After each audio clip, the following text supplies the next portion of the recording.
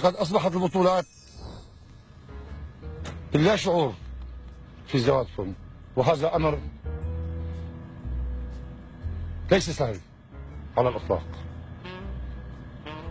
هو جملة متكاملة، سلسلة من الأحداث الزمنية التي يبنى عليها أشياء كثيرة، هي اللا شعور المنظم، اللا شعور المليء بالولاء، المليء بالعطاء،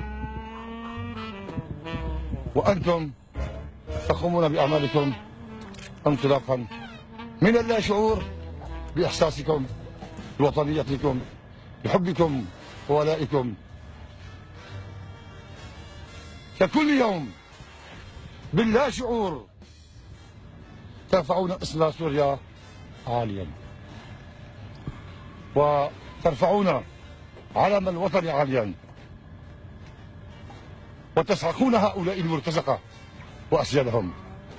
يظنون أن كل ما فعلوه يظنون شيء صعب.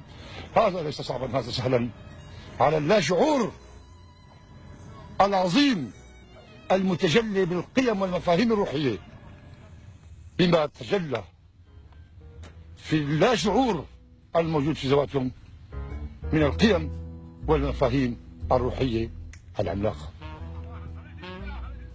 بارك الله فيكم. أما الأعمال المدروسة التي تدخل في سياق التخطيط والتنفيذ هي الأعمال الشعورية التي ندرسها ونوجهكم من أجل تنفيذ كل مهمة. والبيت الحرام يطاف حوله، وعريم العروبة هو عريم الأسد. حياك الله، حياك الله. أحييكم أيها المغادرون.